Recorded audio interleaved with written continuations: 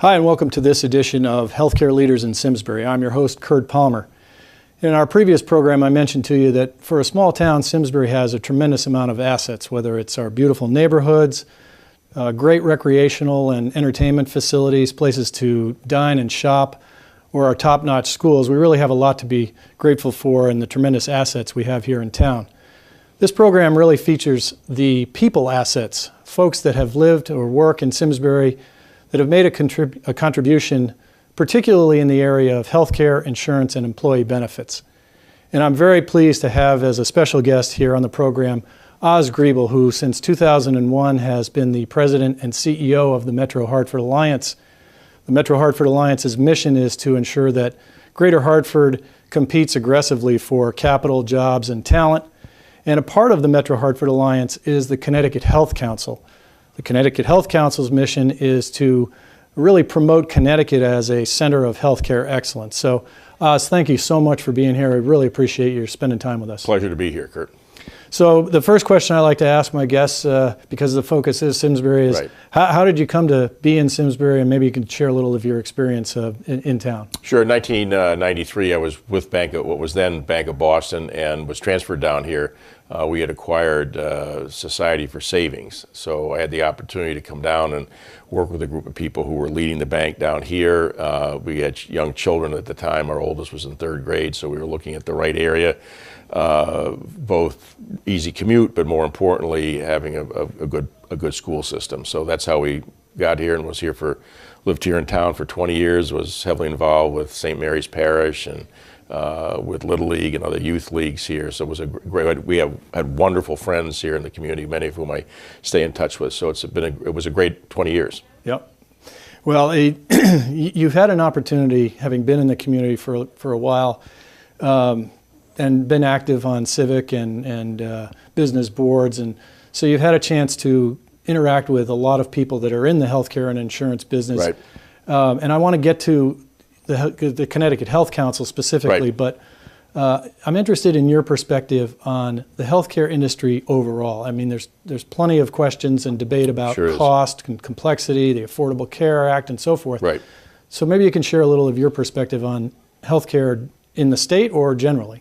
Well, I think the most important thing I could say in this conversation, Kurt, is how important the health sector, and I'd even slightly more broadly define than health care, how important this sector is to the state today in terms of the number of people who are employed, the total wage and compensation packages that they earn, therefore the taxes that they pay, the amount of capital investment that has gone on. So if you take anything from the medical schools, relatively new one at Quinnipiac that complements the UConn Medical School and Yale's, the School of Dentistry at UConn, all that in what I'll call the higher ed area, complement that with the research that goes on in the engineering departments, R&D in those areas that complement things in the biomedical device areas, the pharmaceutical industry that's here. It's a critically important component. We always look at the three major drivers of employment and capital investment in this state as being precision manufacturing, which remains a robust and very important part of the economy, the insurance industry broadly defined, including health insurance sector, and then the health sector broadly, as I said a minute ago, broadly defined. In fact, in the health sector, you could also put in the higher education world. Those are really important to a state that's always going to be at the higher end of cost. And is going to drive its economy through its intellectual capital. So those three areas are one there, and therefore I think we'll get to the Health Council in a minute, but promoting the health sector is very important. Advocating directly or indirectly at the Capitol to ensure that the environment remains conducive, hospitable, encouraging to entities that are in this sector to grow here, to relocate here, to start here is an important area. At the same time, we recognize that there is so much, one could even use the word turmoil, in the sector with many of the larger, whether it's the health insurance companies, the Cigna and Anthem transaction, and Aetna and Humana transaction. They're working on its way through the regulatory processes here. Whether it's the hospitals, going from what we had 33 independent hospitals as little as a decade ago to now, depending on how you want to count them, really 3 major systems in the state with other ancillary systems forming. It's a tremendous amount of change, and I think what's important about our role and really the political leadership's role is to make sure that as these changes occur, that Connecticut remains a focal point, remains a center of headquarters, remains a center for research, and retains its competitive edge, which we think it has as we go forward. Well, there's no doubt that there is turmoil in the industry, and I think the idea that there are so many new technologies coming no into question play, about it. Startups, early stage companies that are doing very disruptive things to the way that healthcare has both been insured and delivered. So hopefully the work that you're doing will continue to attract those kinds of companies and advance their causes as you go. So about the Connecticut Health Council, I actually have been involved in that, and so I have some familiarity with it, but I think it would be helpful for our audience to understand how it came into being, what its main mission is, maybe some of the activities that you've undertaken to date, and then some things that you have going on, in the days ahead. Well, brief context, the organization's 15 years old, and about 2003, our second or third year in, we started something called the Connecticut Insurance and Financial Services Cluster to focus on that sector that I mentioned a minute ago, be an advocate for it at the Capitol, promote the brand of Connecticut as the insurance capital, and we did. That's had a very good run of success. Susan Winkler is the executive director of that and has done a great job, and been supported by the insurance sector broadly.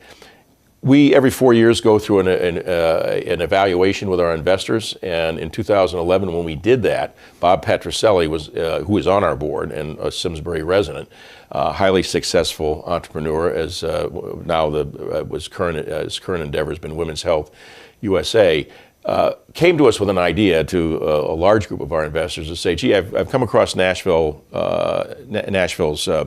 site and the Nashville Healthcare Council, and they declare themselves the Silicon Valley of healthcare. Why can't we here in Connecticut do the same thing? So in 2012, we formed the Connecticut Health Council. People like Marty Gavin, who was then at Children's Hospital, Elliot Joseph at Hartford Healthcare, Bob himself, helped us, Mickey Herbert, who was then working in a consulting capacity, former CEO of Connecticut, helped put this together. And the concept, similar to the IFS cluster, was to promote this, but really much like what Nashville does is to build a big tent.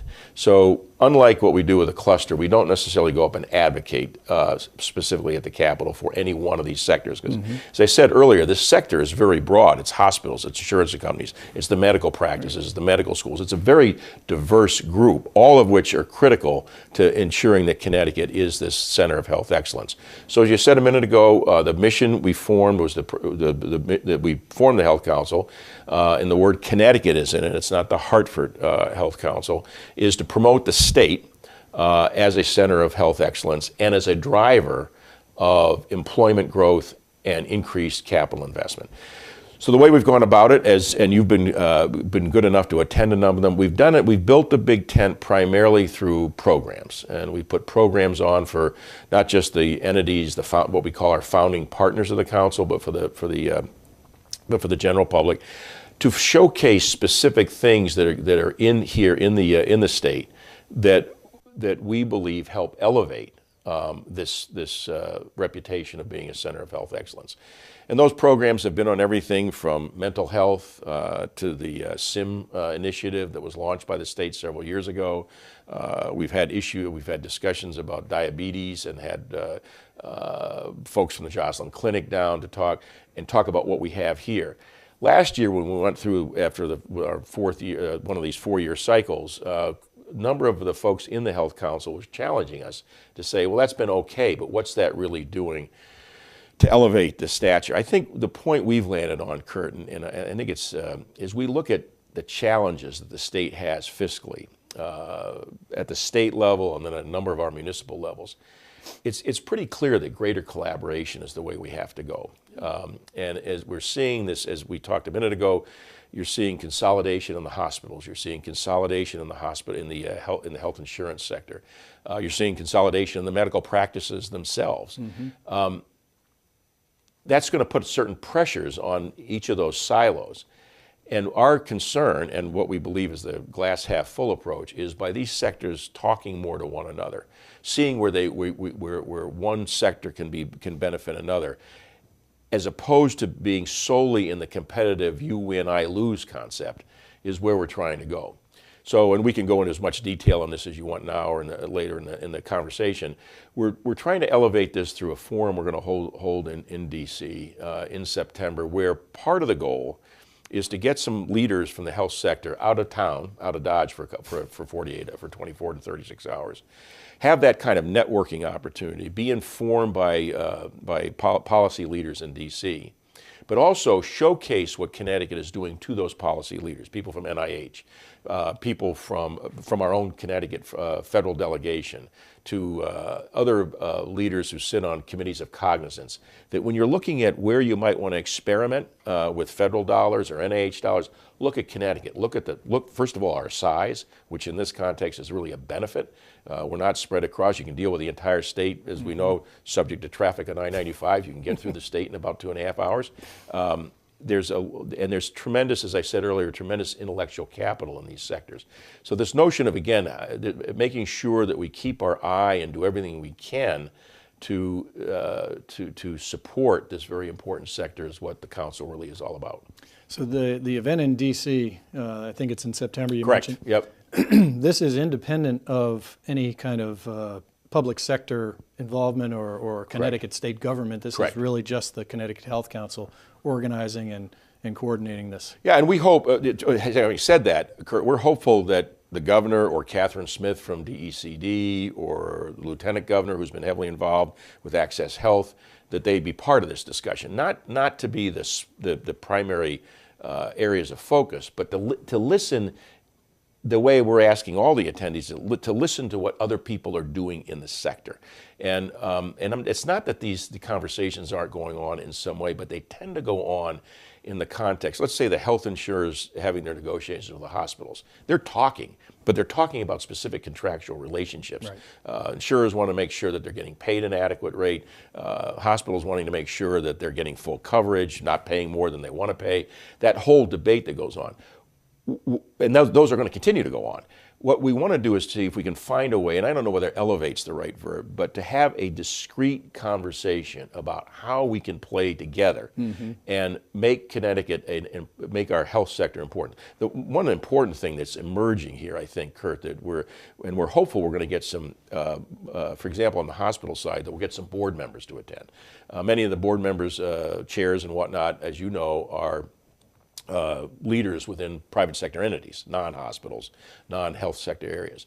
But we know that if we can get our arms around the quality and cost component for employers, this can be a competitive advantage for Connecticut. So that when an employer is looking, whether it's a GE looking to move to Boston, whether it's a UTC looking to see where their next capital dollar is going to go, whether it's one of our insurance companies, whether it's one of these startups that we referenced earlier, you're going to look at Connecticut to say, not only do we have great schools and we have talent coming out, and not only do we have access to great recreational facilities, but we are making significant progress in the quality and cost of the health care you can provide your employees. We think that's something that we've got to look at, not for the benefit, just for the benefit of the health sector entities, but how we can make that work for all employers, and for that matter, all residents, obviously. Given the fact that benefits and particularly health care represent, 30 to 40% of their operating budgets. If you can do anything to reduce that, then that's going to be an attractive way to keep them in the state or attract them to locate in the state in the first place. Which brings up another interesting point, and I know Metro Hartford Alliance, through its own separate programs, is really working to generate interest and enthusiasm among young people, particularly folks coming out of college. Right. And I think there seems to be good coordination. I'm sure there's more to be done relative to recent graduates finding a role, finding a job, finding a career in the healthcare sector, in the insurance sector. And so maybe you can speak to how that taking place between both the Connecticut Health Council maybe and the Hartford Young Professionals Group, HYPE, Right. and then the Metro Hartford Alliance itself. Well, just to stay on HYPE for a second, it's not 10 years old. In fact, it's a major celebration on June 8th downtown at Infinity Hall. Any of the folks here in Simsbury want to join that? It's been one of the great initiatives of the Alliance. A woman by the name of Julie Daly-Meehan has led that from its inception. And so there's a great celebration of that. It tends to focus a little differently than to your question on individuals who are already in the workplace, making sure that young professionals in this region know that there are other young professionals, that there are opportunities for them to contribute in civic life as well as on their professional life. That's been an important component of it. We do a lot with an organization called the Hartford Consortium for Higher Education that both looks at helping to prepare K through 12, or particularly 9 through 12 graduates to be ready in the city mostly, and making sure that that future part of our future workforce is getting an appropriate education and being moved on to post-secondary education. A lot of work with those higher eds, UConn, UHart, and the like. The one thing that I will say on this tad of sort of the glass half empty concept is that for a young person to want to stay here, there have to be the jobs. And so to go back without repeating what I said earlier about how important the health sector is, we've got some interesting dynamics going on up at the Capitol right now and have for the last year. The issues of everything from positions taken by the legislature that have not allowed for acquisitions by some hospitals. And you can debate whether that's good or bad, but understand that this is happening. Mm-hmm. And if we're viewed as a state where we don't want for-profit entities to even be considered, that may be in someone's mind the right policy decision, but understand that it takes away capital opportunities, takes away job opportunities. Some of the issues we've got going on at the state right now in terms of the budget we're wrestling with at the moment, some of the things that are being cut there, some of the taxes being placed on the hospitals, those are of great concern to all of us, because we need an environment where all entities see this as a place where they not only want to keep the job that they have here, but they want the next job the next person they hire to be here in Connecticut. The next R&D dollar that they spend is going to be spent here in Connecticut. And there's no question we're fighting an uphill battle, and have for the last 7 or 8 years after the 2008 horrific recession hit, and the impact that it's had on the kinds of jobs that have replaced. Yes, we've replaced most of the 120,000 jobs, but not necessarily at the same compensation levels. Mm-hmm. We're definitely facing a significant reduction in tax revenues, in large part attributed to that. So we always are looking at the glass half full about all the great things that Connecticut has, but also being politically realistic about things that have to change if the private sector is going to look at Connecticut as a place when they want to do business. I don't want to make a bigger deal out of the GE move than it should. It's in the sense that it's 250 jobs or whatever it is. They just made an announcement the other day that 500 or 600 jobs that are going from the Fairfield campus over to Norwalk, so they're staying in Connecticut. But you can't take your eye off of the for the lack of a better word, the public relations impact that right. The move of a brand like GE is to Boston for the reasons they did. Greater access to schools, transportation, and the like. So there are issues that we're looking at along with a number of other organizations, other chambers here in the state that are important, that we really keep a focus on a public policy arena or set of public policies that create and sustain a constructive environment for private sector investment and private sector employment. You know, on the positive side of the ledger, relative to what's going on with folks, maybe leaving or staying, there's also the creation of new healthcare related entities. Correct. So No question. You've got the Jackson Labs as a perfect example. Great example. So no science question. and technology Right. taking a major role Right.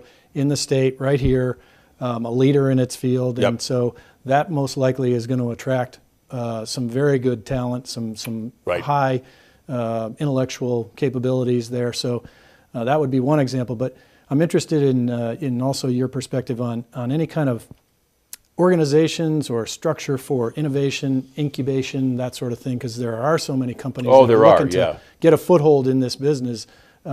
What's going on either locally in the Hartford area or or more broadly in the state? Well, there are a number of things. Tonight, for example, we're hosting an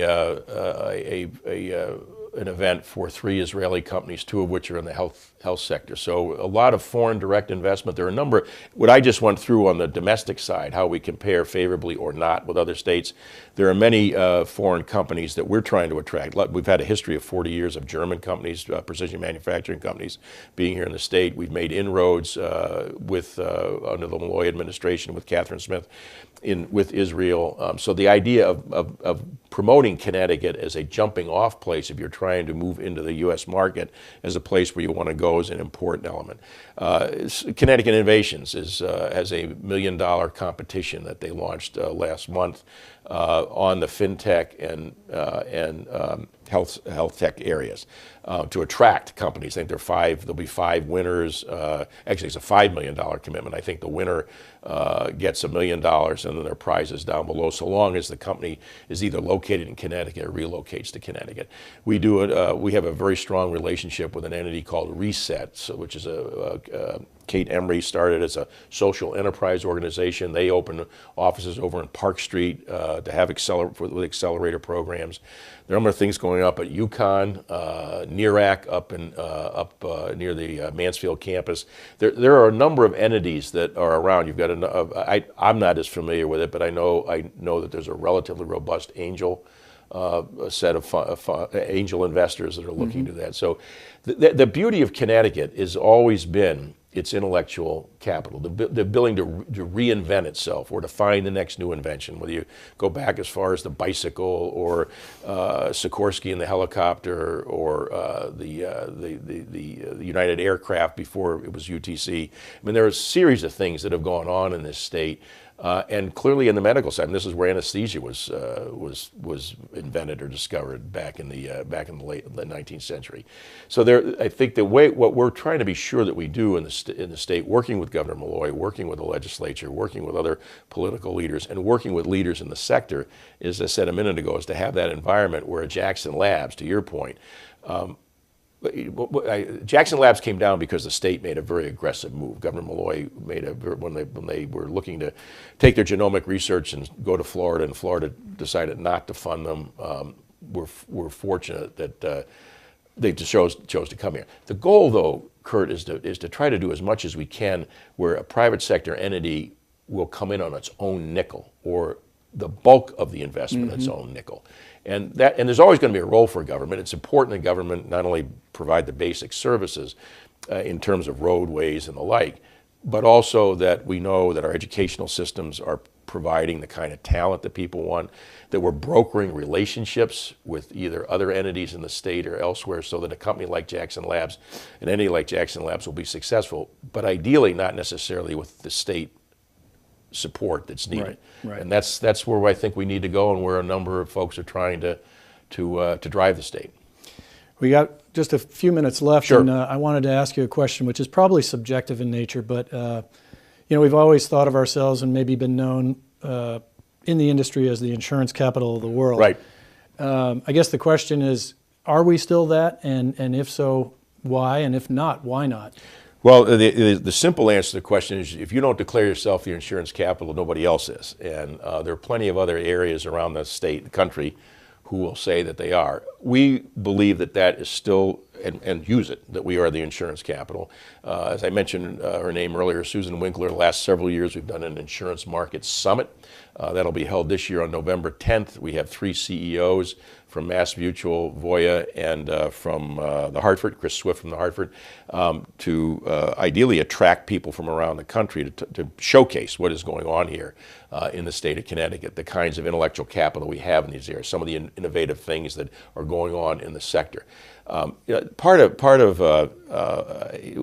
having spent most of my adult life in New England, New England is always reserved. I think our puritanical roots still permeate all of our DNA. But one of the things about Connecticut that I will say in the 20 plus years I've been here versus a Boston, there is much more of a willingness or inclination to beat our breasts about how bad things are and not see the glass appropriately half full. We have issues. Every state in the country has issues. This country has issues. The asset base that we have here, particularly the people, are our strongest ones. And so if we don't say we're the insurance capital, I say it the other way around. For a while, people were saying we're not the insurance capital anymore. When Governor Malloy was running in 2010, I heard him say it twice, and I went up to one of the folks where, please tell him to stop saying it. If he's going to say anything about the insurance capital, say we're the insurance capital. Prove it otherwise, right. Because if you don't talk about the asset base we have here, and there is still a very, notwithstanding the turmoil we mentioned earlier, not only in the health insurance area, but it's in P&C and life and everything else, every other sector of the business. But we have headquartered companies here. We have tremendous intellectual capital. We have more actuaries per capita than anywhere in the country. There is an asset base here that allows us to say we are the insurance capital, and I hope some folks will come to this summit on November 10th at the Convention Center. Well, that sounds great. And I know from personal experience, having attended Connecticut Health Council events, you're attracting some very influential people, leaders in the field of healthcare and insurance, who do nothing but elevate, as you've been saying, the whole point of view of not only this community, but people from other parts of the country who now look at Connecticut and see all the assets that Connecticut has in this industry. So I know you've been working hard for the betterment of this area through the Metro Hartford Alliance and certainly the work that's being done at the Connecticut Health Council. And I certainly wish you all the best, continued good luck and success. And again, want to thank you very, very much for being a guest here today.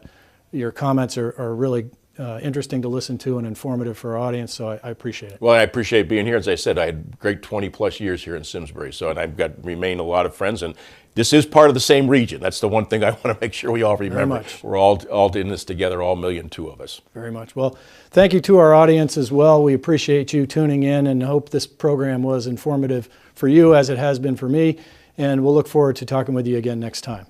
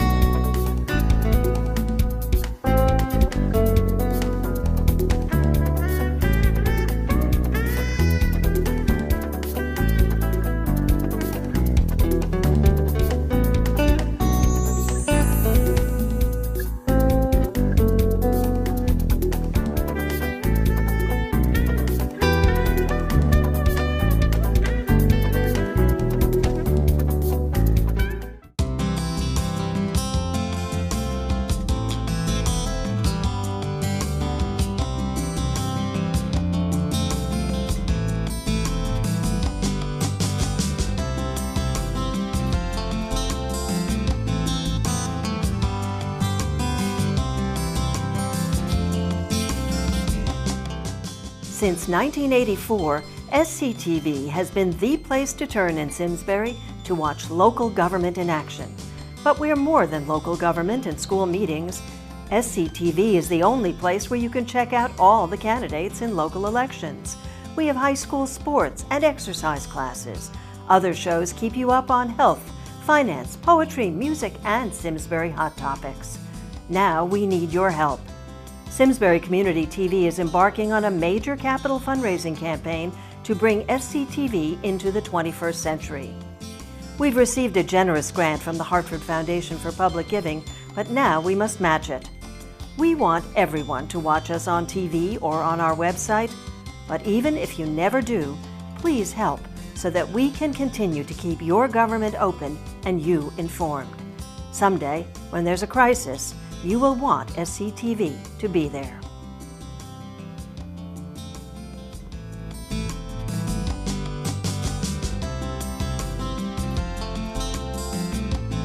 Hi, my name is Lydia Tadone, a member of the Simsbury Board of Education. I hope you'll join me in supporting SCTV. Since 1984, your connection to your town, your schools, and your government.